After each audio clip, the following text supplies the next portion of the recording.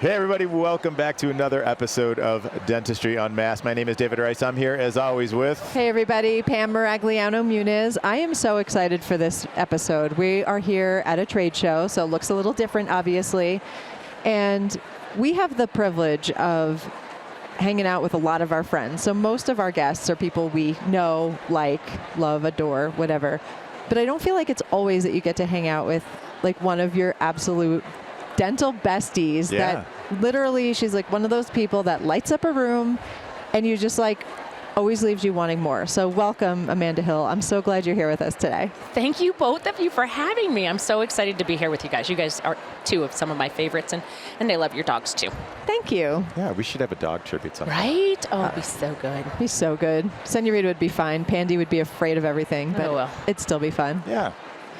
So I wanted to kind of go back to where we met. It was like pre-pandemic times, and we met at a hygiene retreat at Tanya Lanthier's house. At the time, it was, Dental Post, and obviously now Dental Post is rolled into a Lattice Solutions. Super cool. So much has changed in all of that time. But like you were just like this like bright-eyed, bushy-tailed, like super excited to be here, but like didn't really find your place in the industry. You just moved back to the area.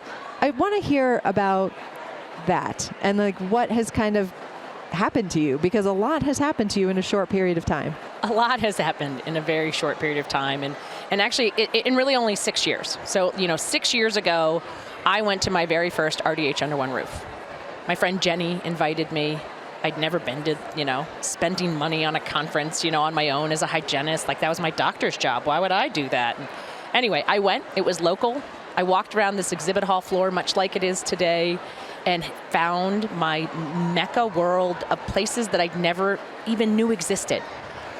And stopped, talked to different exhibitors. And at that point, I was practicing clinical hygiene, and I started thinking, like, wow, that'd be fun to work a booth, or how do you work for a company, or what is this world outside of my little op? That's all I knew was my little op, right? And I happened to stop by the Dental Post booth and told Tanya told this woman at the booth at that time, I didn't even know who it was, that I had found my job that I had at the time with Dental Post and how much I enjoyed the app. And at the end of that conversation, she says to me, "Do you want a job?"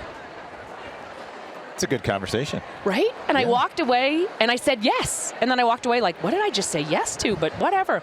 A month later, I am out hosting booths at conventions, at dental hygiene meetings, and things like that, and started then to get to go to the big meetings like this, like Greater New York and places like that. And I went to that retreat and met you, and I was really just kind of there as like an assistant for Tanya, like help me out with this retreat. And I'm here with all these people in the industry that are doing these things that I didn't know existed, didn't know were jobs, didn't know were options, and didn't know kind of what that looked like for me, but I knew I wanted a part of it. Ooh, you said a lot there that was really impactful. I think the first thing was you invested in yourself.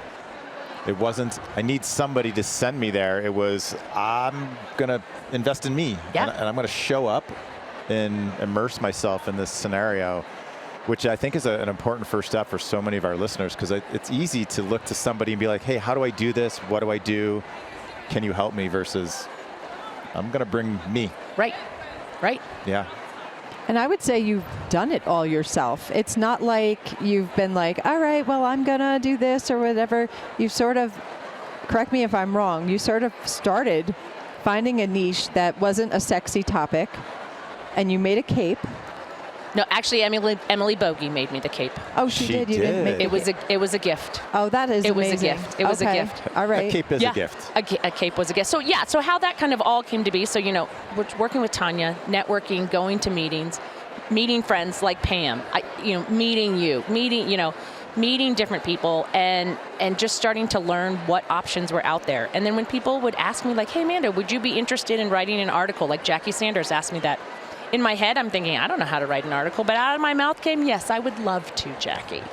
And I started writing. And somehow I started writing, I started testing dental unit water lines at my practice, because that's what you do. And I wrote an article about that. Well, nobody else was talking about that. And a dental waterline company reached out to me and said, hey, do you want to do a webinar for us? I had never done a webinar in my life. I had never written a PowerPoint in my life. And I said yes. And I figured it out. Thank goodness for Sandra Berger. Big shout out to Sandra Berger, because she, I met her actually at that retreat. Yes, that's me where too. I met her. That retreat, clearly a good spot to have been in. And Sandra Berger helped me build my first presentation. And COVID helped a little bit out too, because, infection control became something that took a not sexy topic into a oh my goodness topic. And I got to start doing some webinars and realized, oh, this is what I want to do. I want to talk. I like talking. And I'm really good at it. You're very good at it. And fast forward all the way through, brought me all the way to this RDH Under One Roof, where I got to do the opening mega session. That is such a big deal. Now, for those of you that might not realize what that looks like, RDH Under One Roof is undeniably the best dental hygiene conference that exists.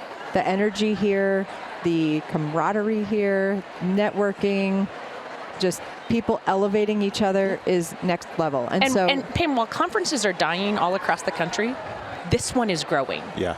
Growing. Big time. There were like over 1,000 first-time attendees here. Yeah, 1,000 first-time attendees. 1,000. It's such a big deal. And so they have these sessions called mega sessions where nothing else is scheduled, and everybody at this conference, and at this point we're talking thousands, all come into this room to listen to one person.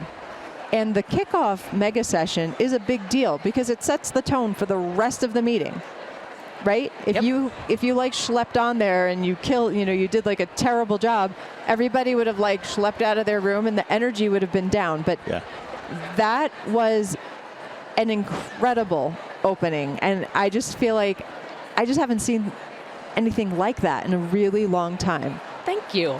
Thank you. I am really proud of that. I am proud of what I built. The goal is to write this kickoff that sent people into this meeting successfully, that told them how are they going to get the most out of this meeting. How do you leave this meeting with knowledge, with a plan of action, so that you take what you learned? Because how often do we learn stuff and then it just stays in the notebook? Right? I don't know, it stays in your head, you never do anything with it. And so really that call to action to go out and do something with that information, so that then, you too are elevated from why you came. You remember the why. And I'm going to bring you back a little bit to where we started too, because one of the things you do so well is you do say yes, you jump out of the plane, you have confidence that the chute's going to open, and you figure it out along the way. Yeah. And that's part of the message that I think, like, you don't just tell it to people, like they feel it through you. And that's the difference, I think, between a pretty good speaker and an amazing influencer from the stage, is somebody who makes people feel like, I can do this. Yes. Too. Yeah. Yeah. Is that like just an innate ability for you? It's just what I got. I just think it's what I'm meant to do. I love it. Yeah.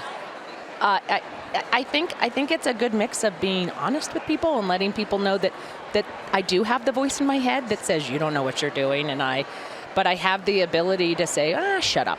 We're going to figure it out. And then I think that I have the humility enough to then reach out to people when I have said yes, and then I'm like, I think I need some help to figure this out. And not ask anyone to do it for me, but really to then lean on all of this network of people that I've met to help me figure it out, and then do the work and make it and get it done. Yeah. So I think about this. I want to ask you, David, because what you're saying resonates with me so much, Amanda, because one thing I promised myself when I was getting started, and even now, is I will never say no to something out of fear. Like, if the reason I would say no is because I'm scared to do it, I'm doing it. Like, I just have to. If I don't want to do it, if I don't have time to do it, if I can't do it, that's a different no. Right. But a no because I'm afraid, that's a no for me. I've never, it's something I would just never let myself do. I love that. What a great way to say it. Yeah, exactly. So What about you? Because you've been doing all the things. I mean, how did you get started, David? Like, you were in practice, you were doing your thing there, but like, I don't think even I know, like, how did you get on a stage? Like, how did you, like, what happened? How did that work? I feel like very similar to you, Amanda. I was at a course where David Hornbrook Love him. And he, to me, was like just this tremendous clinician that I saw. And then I watched him on stage. And I'm like, I so want to do that. I love this. I love what we do with our patients. To your point, I'm proud of what we do in our practice, but I want to do that. So that was like the impetus for me to get over that. I was afraid to publicly speak, but I'm like, I'm going to do it because I don't want to be afraid of it. And like, that just looks like a blast to make happen. How did you start? So I was sort of thrown into it. It's never been one of those things like, oh, I want to be a speaker. I never thought of that before. I always thought that I would be in practice and teaching at the university. Like, I thought like that was my lot in life, and I was happy with it. And then we took the Canberra documents from 2007, October, November, Journal of California Dental Association, and we tweaked the protocols for private practice, because there's great protocols, they're awesome, love it, like seriously, it's the mothership, but it was hard to do in private practice, so we tweaked it. And then in 2010, we presented those protocols at the American Dental Association meeting, literally wanting to get this recognition of the Adult Preventive Care Practice of the Year, which we did. Awesome. Thank you. We literally just wanted to get like a plaque for the wall in the office, and then like back to school. Look, patients, look how cool we are. Exactly. Just to kind of validate what we're doing. Like, that's really cool if they do that. Little did I know that springboarded this whole life that I didn't even know existed. So much like you, my first webinar, I was scared to death. Oh, yeah. Oh, yeah. I had tea if I was tired, water when my mouth gets dry, and wine if I get stressed out. And I had like this whole smorgasbord in front of me. Is there a picture of that? That would be hilarious. But there anyway. might be somewhere. Which one did you finish first? I know, yeah. I don't know. Curious. There were so many times. It depended on the day, because it was like I just didn't know what to expect. And at the time in 2010, it wasn't a lot of camera work. It was just presenting your webinar. So, you know, depending on what was happening, I was like, this is a wine moment. Oops, I'm citing science. More wine. You know, I need help. But, you know, one thing leads to another, and, you know, I always tell everybody, just say yes to things. Absolutely. Unless you just don't want to do it. Yeah. None of this, I didn't begin, and I still don't. I have no end in mind. Yeah. Like, I have no idea. It's just. You too? Yeah. Me too. Same. Yeah. When people say, like, no idea. What do you want to do? Don't care. I say, honestly, if I even pretend to give you something I'd like to see happen in 5 years, I don't want to limit myself by my sad little imagination. I am here for the ride. Right? I feel the exact same way. Like, how could I have ever even said that I would be giving the opening mega session at Under One Roof? Like, I would have never even imagined that's possible. And look, it happened. So, okay, what did that feel like the moment you said your last word? Oh my gosh. I actually still feel it. I haven't stopped. I can see it in your eyes. Like, my skin is still tingly. Like, I am still on this crazy high that it felt amazing. I mean, when you craft a presentation, and this one I really, you know, it meant a lot to me. You know, this was where I began, and then here I am. And I wanted to make sure that, you know, I gave all of these attendees like the best push off the cliff into this meeting as I could. And when it was all over, and my timing was perfect. Like, it hit 0 and I was done, which is like one of the most stressful parts of speaking at all times is the time. Yes. Timing worked perfectly. And then the reaction I'm still getting, like, I'm walking around still, like, I feel like Taylor Swift. Like, people are like stopping me and like fangirling. Anyway, but people telling me that my words really affected them. Yeah. That's huge. And I don't know. Well, it's larger than that, because your words affected the attendees, but that transcended over to all of the sponsors that are here. I was at one of the booths and they said, do you remember during Amanda's lecture that she told everybody not to trick or treat at the booths? She told them to learn and to ask questions and to get something out of it. Just don't come here to throw a free piece of floss in the box, in the bag or whatever. You should get something out of the education. And there are people that are so grateful to you for telling everybody to do that, because so far, every time I've stopped at a booth, they've been more than thrilled at the turnout here. I'm almost speechless. Like, I'm so excited because that was part of the message. That was the part of the message, and the message was received. The message was received. And I'm sure we're all observers. I've watched people at booths, like, they're engaged. They want to be there and to take something home besides the treat. Right, beside the chip clip. How many chip clips can I get? No, let's learn what these different vendors are bringing, how that can change their practice, help their practice. Yeah. Yeah. It's awesome. So are you still practicing now? I am not practicing anymore. When in 2021, I tore my retina. Oh no, I remember that. Yeah, I went remember blind. All the couch stuff. Yeah, 3 weeks. 3 weeks laying still, looking at nothing. I lost a lot of vision in my right eye. And in fact, I was here in Denver when it happened. And, so I have an emergency retina guy if anybody needs one. In case we need one. Oh, in case that's we need good. one here. Thank you. And so for a long time I couldn't see well. I'm doing better now. I actually taught this past year at a dental hygiene school and could actually see through my loupes. I was really worried about how that was going to work. And so I'm happy. I think some of this vision is actually, I don't even want to say the vision's coming back. Actually, according to my retina guy, my brain is learning how to look past the blind spots that I have now. But it's taking a while really to kind of get all that back. So no, once I lost that vision, I decided that nobody. But I got to tell you a really funny story. This is dental hygiene. Dental hygiene. I feel like this is unique to dentistry. So I go blind on a Thursday, right? Completely blind. I'm in Denver. I'm supposed to speak. Blind.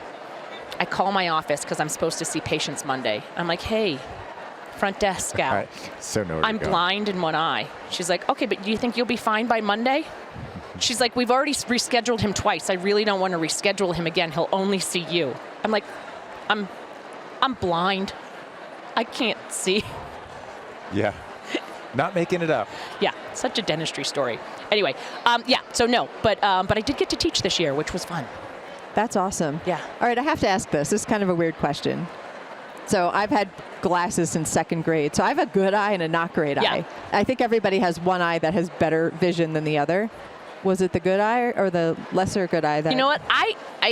It was probably like God striking me down because I've always been a little too proud of my vision. Like, I've always been the person that's been like, oh yeah, I can read that. What do you mean you can't read that? So I've always been like at 20/15, both eyes.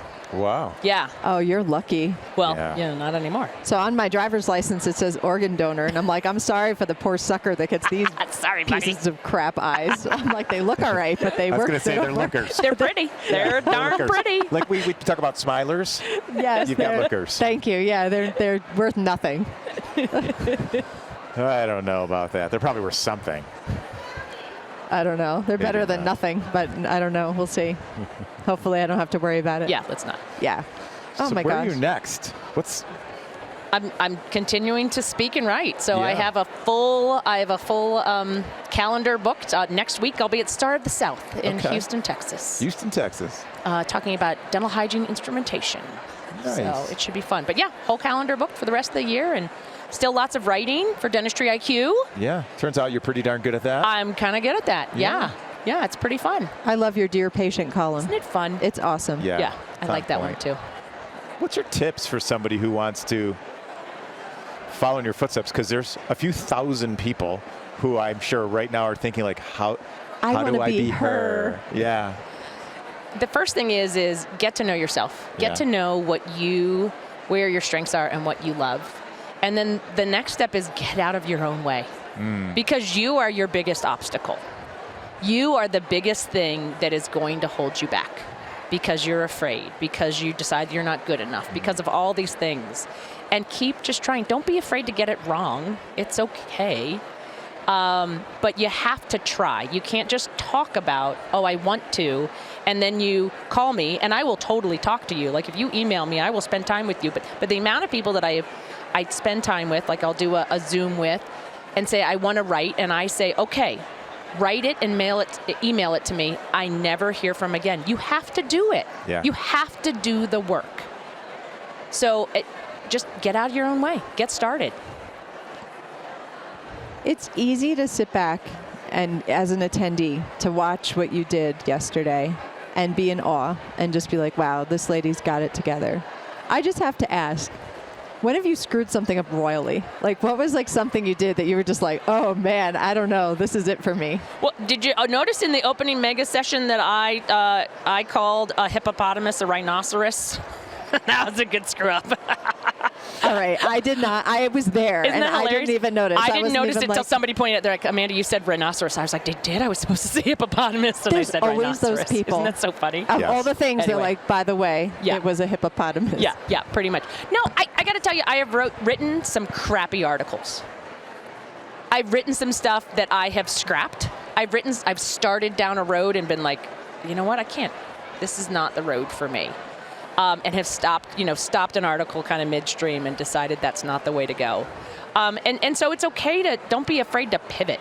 It's fine to pivot, and you figure out, you're like, oh, I thought that was going to work, but I don't think that's really going to work. But truthfully, knock on wood, I don't know that I super duper screwed anything up. I'm feeling pretty good. That's awesome. I'm going to knock on some wood Yeah. right here for you. Right? Yeah. How about you, David? Too many things to say out loud, or that I'm willing to say out loud. Things that I've screwed up. Gosh. Yeah, I've had some Freudian slips from the stage. Oh, well, yeah. I don't think we should share those here. That's why I go with But, mother flosser. It's a really good phrase. Mother Mother flosser. But you have to use that in your normal vernacular. Right, 'cause Otherwise, I'm going to drop the the flosser version. Yeah, the flocker version. Yes. You know, I gotta say though, I think some of it, I think maybe the reason why I'm having a hard time coming up with it, because I think maybe things that someone might look at as a screw up, I don't know, you just kind of roll with it. So yeah, there's screw ups, but when you, maybe I can't think of them because I don't dwell in them. You're like, yeah, okay, that wasn't his plan, but that was kind of funny, and let's roll with it and let's make the best out of it. Good point. Very good point. And if you learn from it, it's still a win. Yeah. How about you, Pam? Oh, I have one. Okay. I do. Here we It's go. not like a horrible thing, but I mean, maybe it is. We're going to judge Sorry. it. Can we judge it? You can judge it. We're judging. You can judge. So I should have said no. I was asked to write an article once. This was years ago, and I said I don't really have a lot of time. I mean, I don't know, like whatever. And they were like, well, we can ghostwrite it for you. Oh. They're judging me, and I said, well, okay. I mean, can I? No, I've actually done it too. So And yeah. I was like, can I edit it and can I whatever? And they were like, yeah, okay. So while I did edit it and I did see it and it did come out after I had approved it, so I did work on it, I got the nastiest email from somebody who said, I've been following you and you really sold out on this one. Wow. And I thought it was so crazy. It was a periodontist somewhere. So if you're watching, I still think of your friggin' email. It like stayed with me. Yeah. That I was like, you know what? If I'm getting overwhelmed and I don't have time for something and it can't come from me, it's not happening. Because I learned right there that they could tell that the words weren't even mine. And even though the sentiments were there and I agreed with what was being said, it wasn't from my voice. Yeah. Wasn't And your I voice. got called out for that, and that still stays with me. Yeah. Yeah, but man, I mean, what a great thing to know now. Like to be like, okay, I'm not doing that again. And I've definitely had those. Yeah, I did the same thing. I let somebody ghostwrite for me. And when I remember reading it, and when I was like, oh, that was a mistake.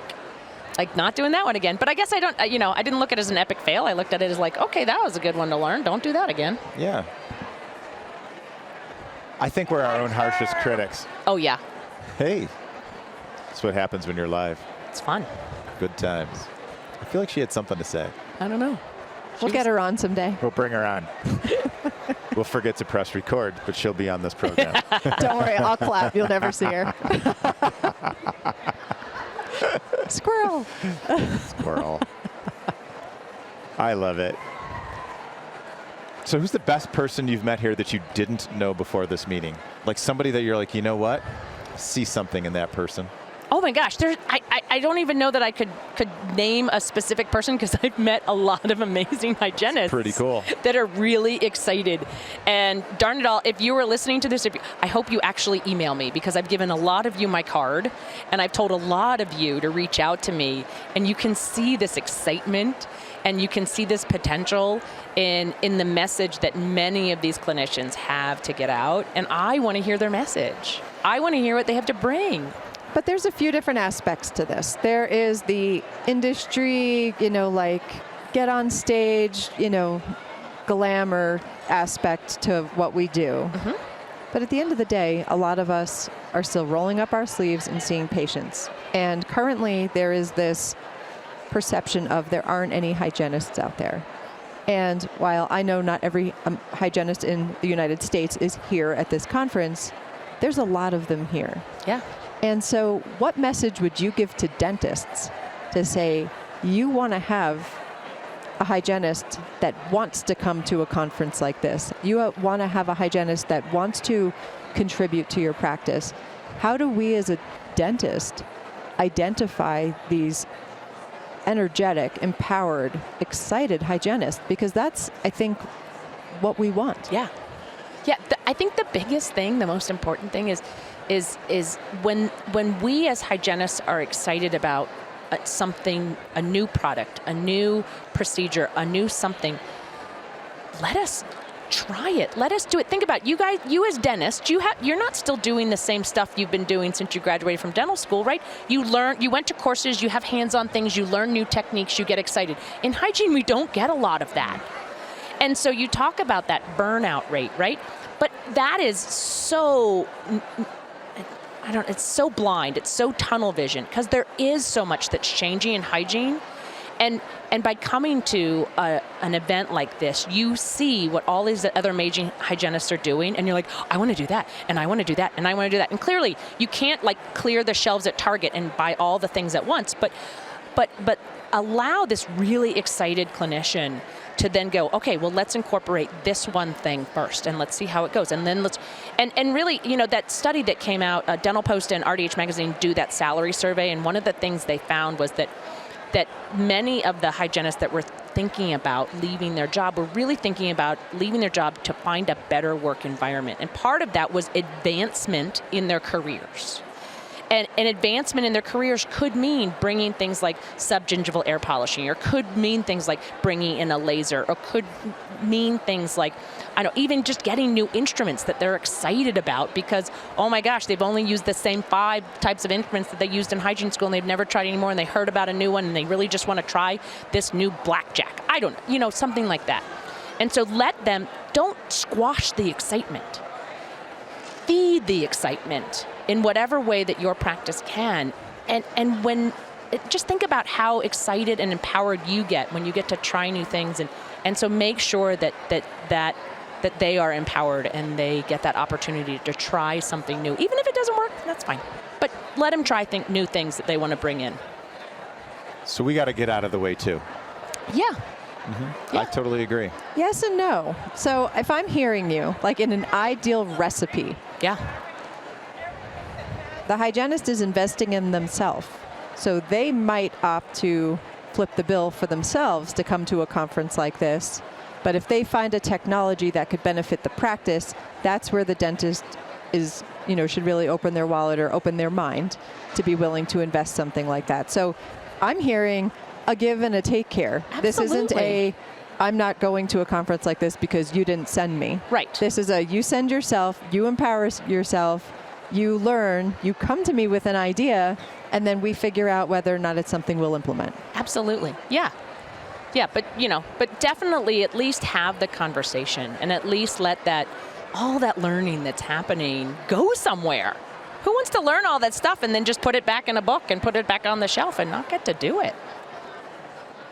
Couldn't agree more. Nobody wants that. Nobody wants that. Pam, crazy. So crazy. And sadly, we're kind of running low on time. But you know what? You've given us so many pearls and so many amazing things to talk about and think about. And for those that weren't able to attend your session and are hearing about your session via this podcast, I think that the energy and the message that you had in 2 hours yesterday has made its way through the, I don't want to say radio waves. What internet waves? The interwebs. The interwebs. Through the cloud. Through the cloud of clouds. Yes. So thank you for sharing that message and for what you do and the contributions that you've given. And I just can't wait to see what's next for you because, geez, Louise, you're just like on this trajectory that it's truly admirable. Well, I'm just hanging out with you guys. Well, you are who your friends are, and I'm glad to call you one of mine. I'm glad to call you guys friends, too. Thanks for having me. Hey, thanks for being here. Friends, thanks for joining us. We always appreciate you. And until next week, have an amazing week and give something back. Be a little better. Like and follow us. Like and follow us. All good things. Yeah. So until then, everybody, bye. Cheers. Thank you, everyone, for watching or listening to the show this week. And thanks to our guests and sponsors on this episode. Please check out our social media at Dr. Pamela_Maragliano and at Dental Economics Official. Or you can check me out at Ignite DDS or at Dr. David Rice. And go to dentaleconomics.com to receive dental economics. You can choose to receive DE in print or digitally, and you can also get the details of our Principles of Practice Management Conference on our website. If you have topics or guests or anything you'd like to talk about on the show, send us an email to dentistryunmaskedpodcast@gmail.com, and we will do our very best to make it happen. Thanks again, and we'll see you next week.